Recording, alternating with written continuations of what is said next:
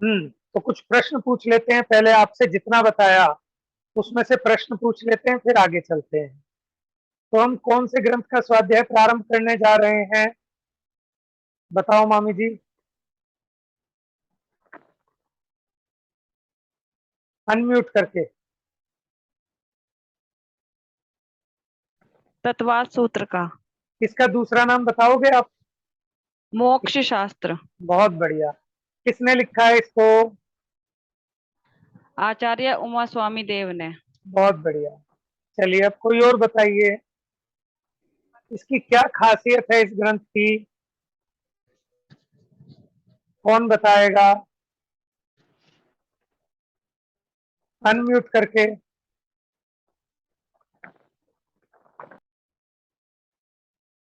हाँ बताओ पूनम। ये संस्कृत का पहला है, संस्कृत में लिखा गया। ठीक है, संस्कृत में लिखा गया पहला जैन ग्रंथ है। और कोई दूसरी विशेषता? कि जैन धर्म को मानने वाले चाहे कोई से भी पक्ष को मानते हो, भले ही वो दिगंबर हो, श्वेतांबर हो, 13 पंथी हो, 20 पंथी हो, ठीक है, मुमुक्षु हो, नॉन मुमुक्षु हो, सभी लोग एक मत से कि तत्वार्थ सूत्र ग्रंथ को माने अपनी सर आंखों पे रखते हैं। सारे ग्रंथों का सिरमौर है। जैसे हिंदुओं में गीता, अगर आपको कोई एक ग्रंथ बताना हो, जैसा आप पूरे जैन दर्शन को जानना चाहता है, और कोई एक ग्रंथ बताएं जिनसे मुझे पूरे जैन दर्शन की फिलोसफी समझ में आ जाए, तो जैसे हिंदुओं में गीता, मुसलमानों में कुरान, सिखों में गुरु ग्रंथ साहिब, ईसाइयों में बाइबल, उसी प्रकार हम ये कह सकते हैं कि जैनियों में तत्वार्थ सूत्र। और जहां कहीं भी जैन विद्यालय चलते हैं, सभी जैन परीक्षा बोर्डों में इस ग्रंथ को पाठ्यक्रम में रखा जाता है। बड़ी बड़ी यूनिवर्सिटियों में, विदेशों में भी ये तत्वार्थ सूत्र की क्लास चलती है। ठीक है, सभी यूनिवर्सिटीज में और बड़े बड़े रिसर्च सेंटर्स पर आज भी तत्वार्थ सूत्र के सूत्रों पर, ठीक है, बहुत रिसर्च और एनालिसिस चलता है। तो ये अपने आप में बहुत महत्वपूर्ण ग्रंथ है। उमा स्वामी आचार्य कौन थे? ये कुंद आचार्य के शिष्य थे। उमा स्वामी आचार्य कुंद आचार्य के शिष्य थे। ठीक है, इन्हीं को गृध पिच्छाचार्य उमा स्वामी के नाम से भी विख्यात है। ठीक है, अब हम प्रस्तावना देखेंगे। जो वचनिका हम यहाँ पढ़ेंगे चेतन दास जी की, पंडित जी हुए हैं चेतन दास जी, उन्होंने इसकी बहुत बड़ी टीका लिखी है और उस टीका का नाम है तत्वार्थ सार। क्या नाम है? तत्वार्थ सार। बीच में और भी अन्य अन्य ग्रंथों से, अन्य अन्य टीकाओं से जहां भी हमें जरूरत पड़ेगी उसका भी रेफरेंस लेंगे। ठीक है, चलिए अब स्क्रीन आपके सामने है, इस पे देखते हैं।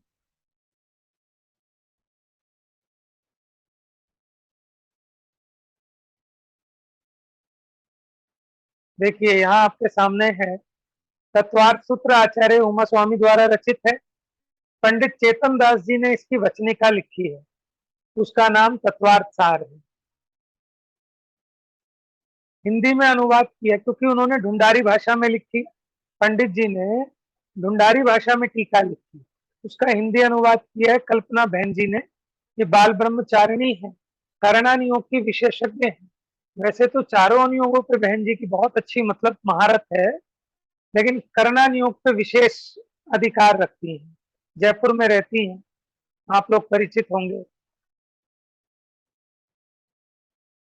ये धर्मभूषण महाराज जी की प्रेरणा से ये छपा है, हस्तिनापुर वाले धर्मभूषण जी महाराज की प्रेरणा से।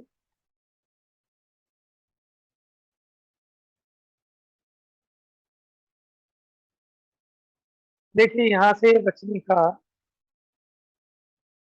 ठीक है, यहाँ से हम प्रारंभ करेंगे और मैं चाहूंगा नंबर से एक एक व्यक्ति, ठीक है, एक एक पैराग्राफ पढ़ें। आपके सामने है, उससे क्या होगा कि आपका उपयोग भी विशेष लगा रहेगा और मुझे भी आसानी होगी। दिख रहा है आप लोगों को क्लियर? ठीक है, पढ़ना चालू कौन करेंगे? चलिए स्टार्ट कीजिए कोई भी।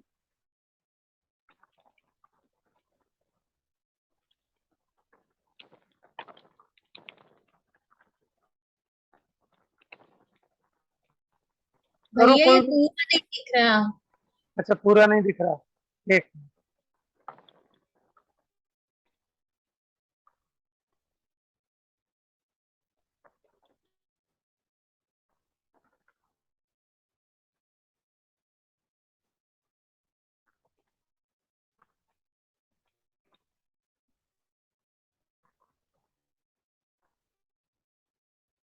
अभी चेक करो जरा, पूरा दिख रहा है? ऊपर की एक लाइन नहीं दिख रही थोड़ी।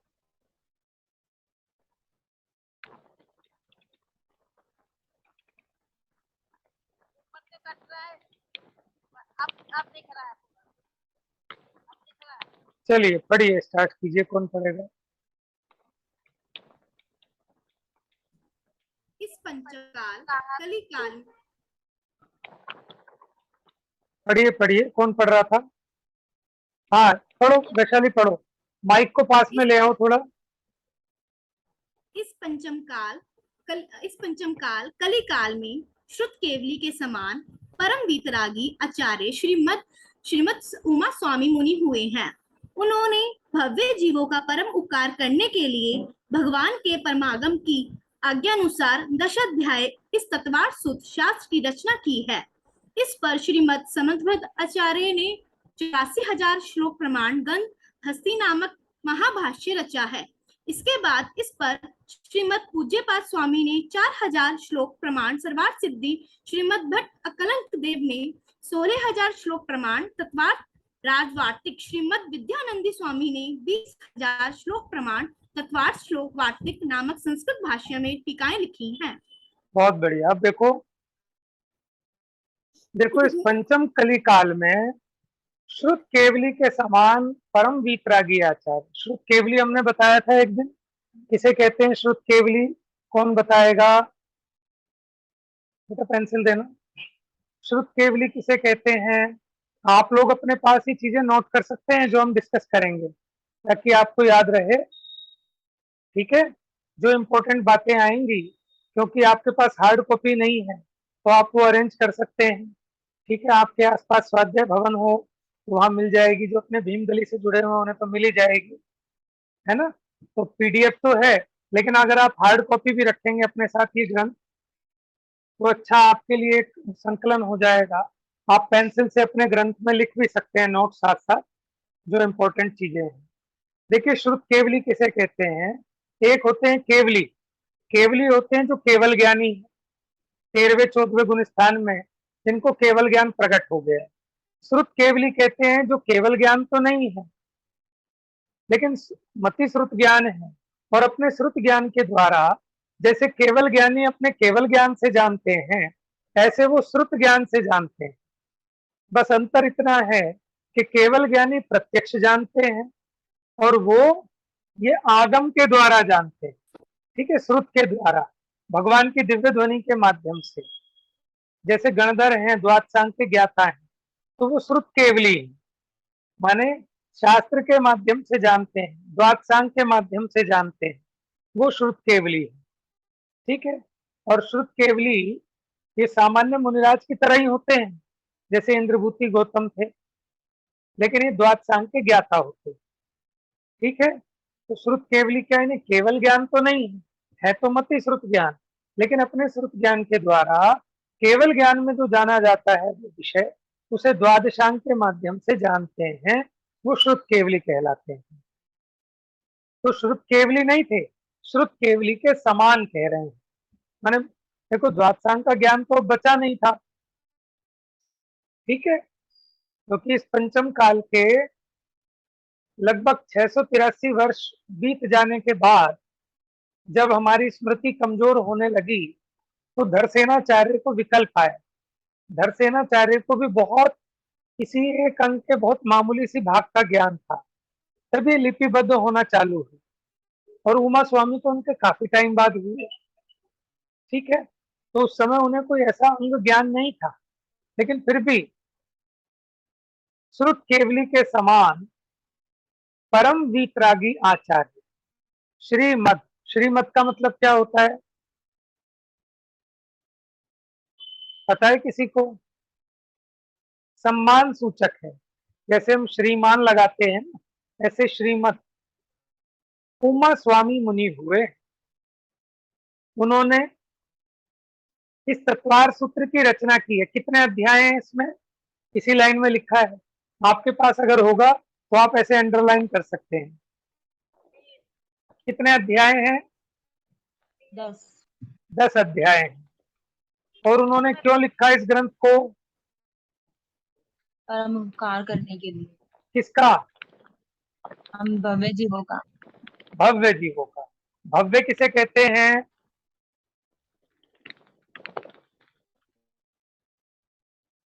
देखिए, जिसमें मोक्ष हाँ मोक्ष जाने की योग्यता होती है, जिसमें सम्यक दर्शन ज्ञान चरित्र को उत्पन्न करने की योग्यता होती है, उसे कहते हैं भव्य जी। अब सामान्य से देखें कि जो प्रीति पूर्वक सुने वो भव्य है, और उसी के लिए भगवान का उपदेश है। तो अपने मन से नहीं कह रहे, परमागम की आज्ञा अनुसार। ये बड़ी इंपॉर्टेंट बात है। अगर अपने मन से कहें तो वो प्रामाणिक नहीं होगा। भगवान की परमागम की आज्ञा अनुसार शास्त्र की रचना की है। अब उन्होंने तो 10 अध्यायों में शास्त्र रचे। टोटल इसमें 357 सूत्र हैं। मंगलाचरण के अलावा 357 सूत्र हैं 10 अध्यायों के। लेकिन अब इसे समझने के लिए आचार्यों ने बहुत विशाल विशाल टीकाएं लिखी। समंत भद्र आचार्य एक महान दिग्गज आचार्य हुए हैं जैन दर्शन के, जिन्होंने रत्नकरण श्रावकाचार्य लिखा, चरणानियोग का विशेष ग्रंथ रत्नकरण श्रावकाचार्य लिखा है। उन समंत भद्राचार्य ने 84,000 श्लोक प्रमाण एक बहुत बड़ी विशाल टीका लिखी थी इस ग्रंथ पर, जिसका नाम था गंध हस्ती महाभाष्य।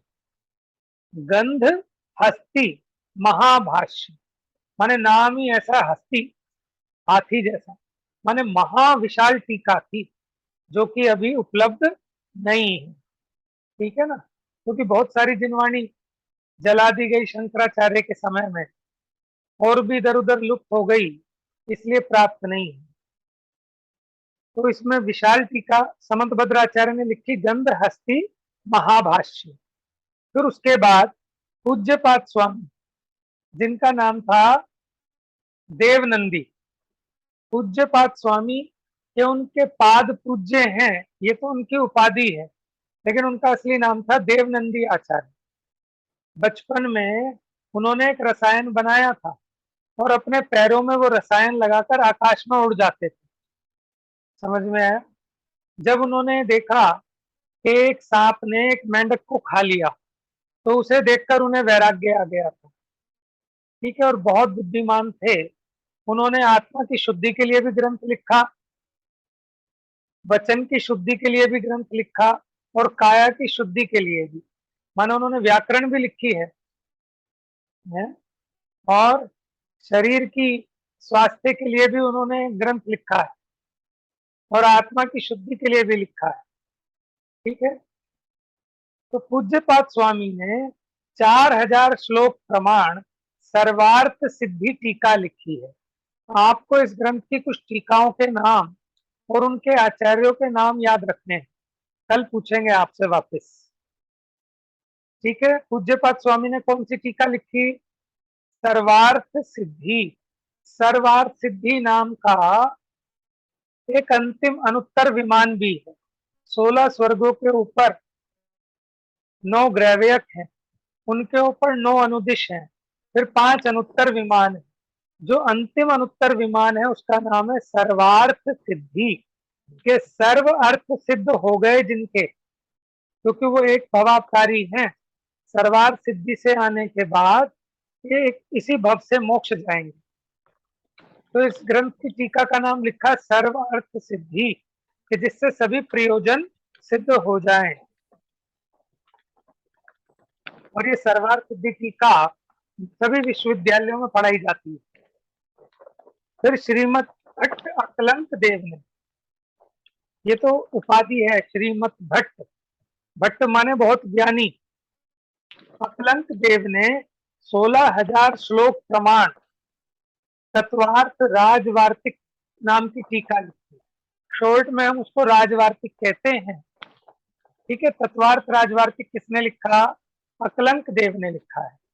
फिर उसके बाद विद्यानंदी स्वामी ने, ये विद्यानंद महाराज ये वाले नहीं, कुन भारती वाले नहीं, इनसे पहले प्राचीन आचार्य हो गए विद्यानंदी स्वामी, उन्होंने 20,000 श्लोक प्रमाण तत्वार्थ श्लोक वार्तिक टीका लिखी है। ठीक है, अब एक बार फटाफट से रिवाइज कर लें। सभी लोग अनम्यूट हो जाइए, जिससे चाहूंगा उससे पूछ लूंगा। ठीक है, आप चीटिंग करके भी आंसर दे सकते हैं। चलिए, तत्वार्थ श्लोक वार्तिक किसने लिखा? नमन। तत्वार्थ श्लोक वार्तिक किसने लिखा? मैं देख रही हूँ, याद नहीं हुआ भैया। कोई ये बात नहीं। विद्यानंदी स्वामी ने, हाँ, मैंने आपको बताया, आप देख के भी बता सकते हैं, श्रीमद पर्पस- विद्यानंदी स्वामी जी ने। क्योंकि पर्पस ये है कि क्लास का क्लास में ही लर्न हो जाए, बाद में सभी लोग व्यस्त हैं। नहीं, अकलंक देव ने। नहीं, श्लोक आपने वार्तिक, क्या पूछा? तत्वार्थ राज वार्तिक या श्लोक वार्तिक? श्लोक वार्तिक हाँ, विद्यानंदी स्वामी जी ने, श्रीमद सबको याद हो विद्यानंदी गया? स्वामी जी। श्लोक वार्तिक लिखा विद्यानंदी स्वामी ने, लेकिन इसके हाँ। पहले राजवार्तिक किसने लिखा? अकलंक देव जी ने। ठीक है, अच्छा। अब मुझे कौन ये बताएगा, जो पूज्यपाद स्वामी हैं, जिनका असली नाम क्या बताया था मैंने? देवनंदी। देवनंदी है, देवनंदी है। उन्होंने कौन सा ग्रंथ लिखा? आंटी जी बताएंगी, मंजू आंटी।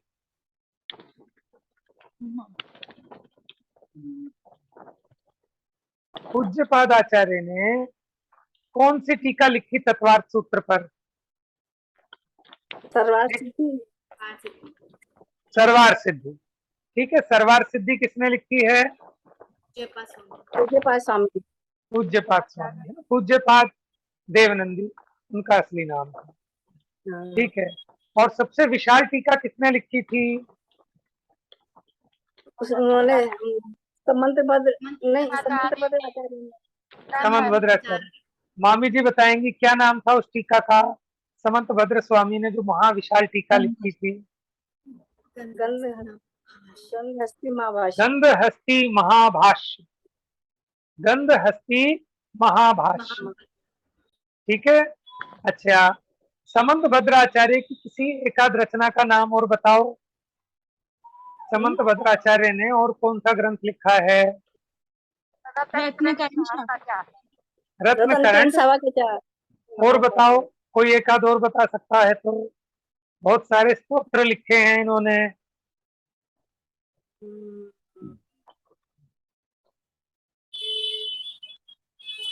बताओ शिवानी। स्वयंभू स्तोत्र। स्वयंभू स्तोत्र, जिन स्तुति विद्या। एक ही बार से। ठीक है,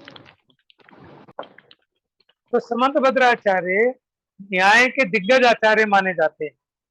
ठीक है, पूज्यपाद स्वामी के और ग्रंथ का नाम बताओ। एक बड़ा फेमस इष्टोपदेश नाम का ग्रंथ है, बहुत छोटा और बहुत वैराग्य प्रधान। इष्टोपदेश। ठीक है, किसने लिखा इष्टोपदेश? पूज्यपाद स्वामी। ठीक है, एक अध्यात्म का ग्रंथ लिखा है, समाधि तंत्र। कौन सा? समाधि। उसको समाधि शतक भी कहते हैं।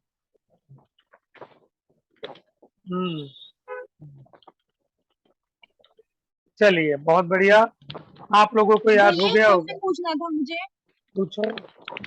जो श्रुत केवली आपने बताया, तो वो उपाध्याय परमेष्टि को भी हम श्रुत केवली बोल सकते हैं क्या? देखो, उपाध्याय पद जो है ना, जरूरी नहीं है कि वो द्वादशांग के ज्ञाता हो। हमने पढ़ा ना 11 अंग और 14 पूर्व के ज्ञाता हैं। अगर वो 11 अंग 14 पूर्व के ज्ञाता हैं, तब तो हम उन्हें श्रुत केवली कह सकते हैं, क्योंकि द्वादशांग के ज्ञानी जो होते हैं वही श्रुत केवली होते हैं। ठीक है, लेकिन अभी तो अंगों का ज्ञान बचा नहीं, लेकिन उपाध्याय पद तो होता है फिर भी, लेकिन एक भी अंग का ज्ञान नहीं, तो फिर उपाध्याय पद कैसे बनेगा? कि संघ में जो भी अलग अलग तरह की रुचि होती है ना, किसी को अपना पढ़ने की रुचि है, किसी को पढ़ाने की रुचि है, तो जिसको स्वयं शास्त्रों के अध्ययन के साथ साथ दूसरों को पढ़ाने की विशेष कला है, विशेष रुचि है, तो संघ में उनको उपाध्याय पद दिया जाता है, भले ही वो श्रुत केवली ना भी। ठीक है, तो ये मैंडेटरी नहीं है कि उपाध्याय श्रुत केवली होंगे ही होंगे, लेकिन जो भी द्वादशांग के ज्ञाता होंगे वो श्रुत केवली होंगे। तो अभी तो इस समय कोई श्रुत केवली नहीं है, क्योंकि एक भी अंक का ज्ञान नहीं है। तो वहां उनको संज्ञा दी है बस, कि जैसे हम कहते हैं ना आचार्य कल्प पंडित टोडरमल जी, तो वो आचार्य तो नहीं है, आचार्य जैसा काम किया। देखिए आगे देखिए, नेक्स्ट कौन पढ़ेगा? Second paragraph. इनमें से गंध माइक पास में लाओ, माइक पास में लाके बोलो।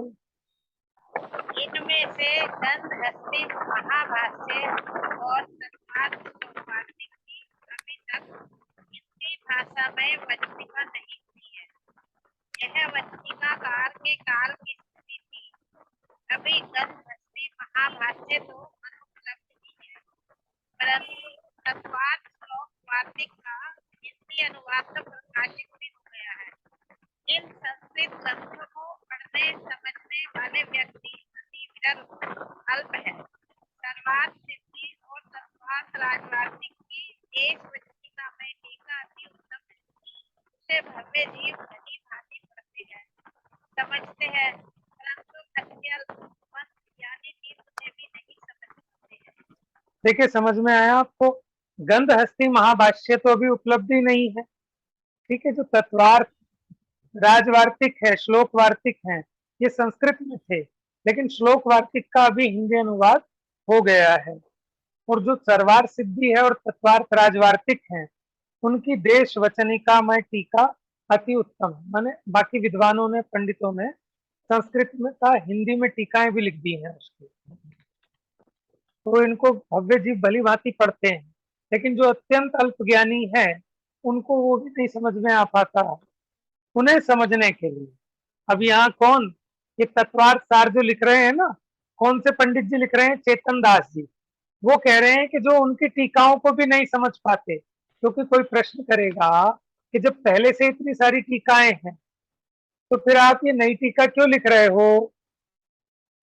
समझ में है ना? जब पहले से इतनी सारी टीकाएं उपलब्ध हैं, आप ये नई टीका क्यों लिख रहे हो? कि जो बेचारे इतने मंद ज्ञानी हैं, जो उन टीकाओं का अर्थ भी नहीं समझ पाते, तो उनको समझने समझाने के लिए अब पढ़िए, कौन पढ़ेगा नेक्स्ट?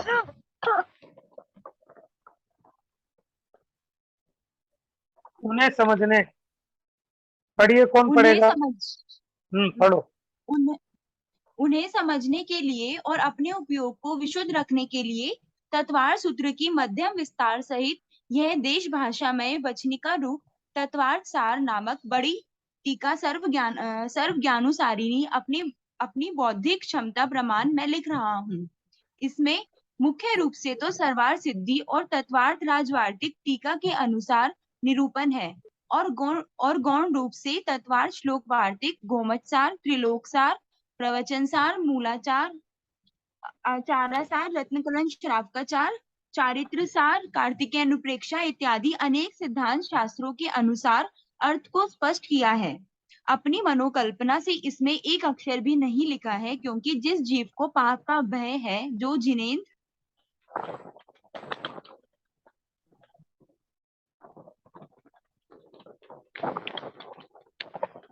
जिनेंद्र भगवान की आज्ञा को धारण करता है, वह जिनागम की आज्ञा से विपरीत एक अक्षर का भी श्रद्धा नहीं कर सकता है। लिखना तो संभव कैसे हो सकता है? देखो कितनी सुंदर बात कही और ध्यान देने लायक बात है।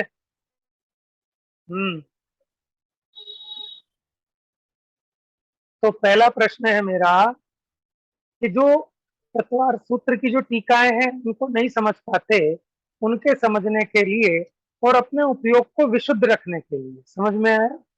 इसलिए कि उन दूसरे जीवों के कल्याण के लिए और अपने कल्याण के लिए।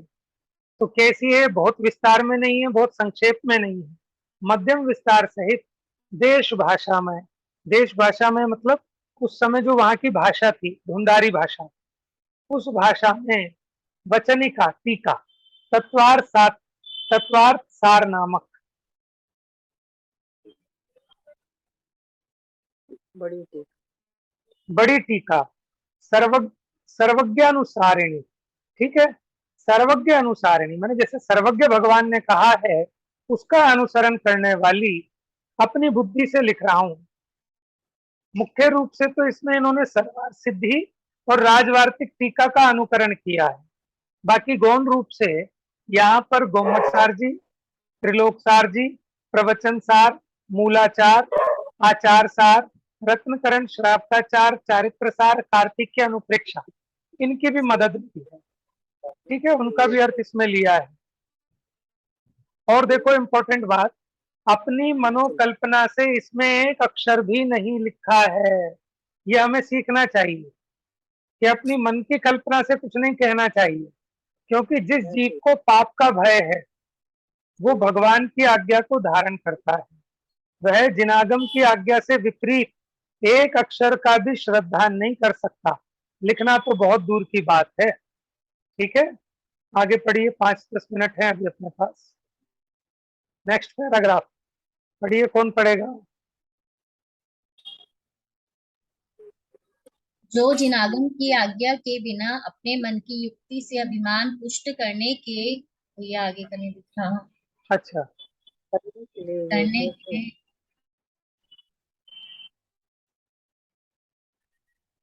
अब दिख रहा है?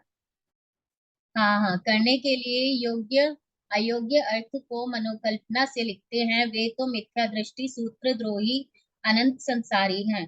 उनका तो ज्ञान पाना भी व्यर्थ है। जिनाज्ञा को मानने वाले सम्यक दृष्टि जीव ग्रंथ में अपनी मनोकल्पना से कुछ भी नहीं लिखते हैं। देखो कितनी अच्छी बात कही कि जिनागम की आज्ञा के बिना अपने मन की युक्ति से अपने अभिमान को पुष्ट करने के लिए कुछ भी योग्य अयोग्य अर्थ को अपनी मनोकल्पना से लिखते हैं। वे कैसे हैं? 3 विशेषण बताए उनके, कैसे हैं वो? मिथ्या दृष्टि हैं, अनंत संसारी हैं और सूत्रद्रोही हैं, माने जिनागम के विरोधी हैं।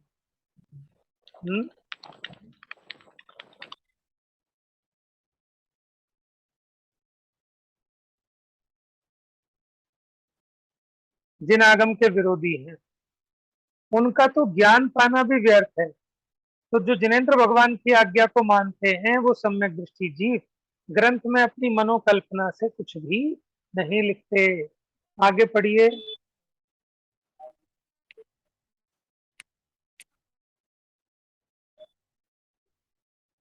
पढ़ो आंटी जी, आप पढ़ो।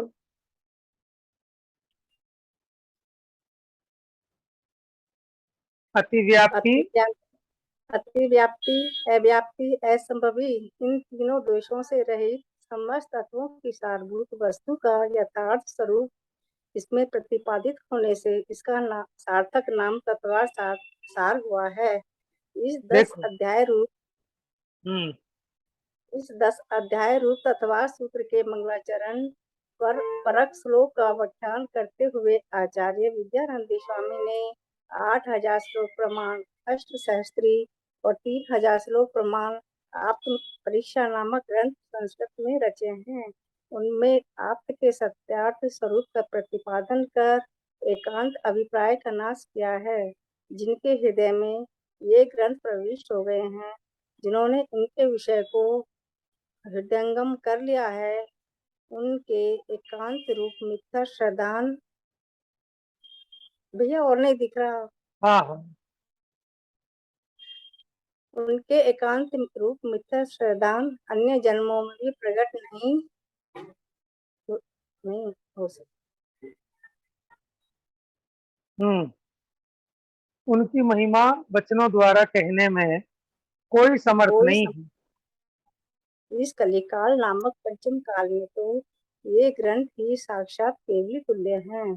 ठीक है, बस आज इसी को पूरा करते हैं। बस देखो, अतिव्याप्ति, अव्याप्ति और असंभव दोष क्या है, इसकी चर्चा आगे समय मिलने पर करेंगे। लेकिन ये जिनवाणी निर्दोष है, समस्त तत्वों के सारभूत वस्तु के यथार्थ स्वरूप को बताने वाली है, इसलिए इसका नाम लिखा तत्वार्थ सार। क्या कहा? सभी तत्वार्थों के सार को बताने वाली है, इसलिए इसका नाम है तत्वार्थ सार। तत्व 7 होते हैं, जिन 7 तत्वों की चर्चा यहाँ तत्वार्थ सूत्र में की गई है। अब देखो ये दशाध्याय रूप तत्वार्थ सूत्र के मंगलाचरण जो है मोक्ष मार्ग से नेतारम, सिर्फ वो एक श्लोक पर विद्यानंद स्वामी ने, इन्होंने जो क्या लिखा था, श्लोक वार्तिक लिखा है ना विद्यानंद स्वामी ने, इन्होंने ही बस वो 2 पंक्तियों पर मोक्ष मार्ग से नेतारम भेतारम कर्म भूव्रताम ज्ञातारम विश्वतत्वानाम वंदे तद्गुण लब्धे, सिर्फ इसके ऊपर एक 8000 श्लोक प्रमाण एक बड़ी टीका लिखी, उसका नाम है अष्ट सहस्त्री। बड़े बड़े विद्वान उसको कहते हैं कष्ट सहस्त्री, समझ में आया, नाम है अष्ट सहस्त्री, लेकिन बड़े बड़े विद्वान भी कहते हैं तो भैया कष्ट सहस्त्री है।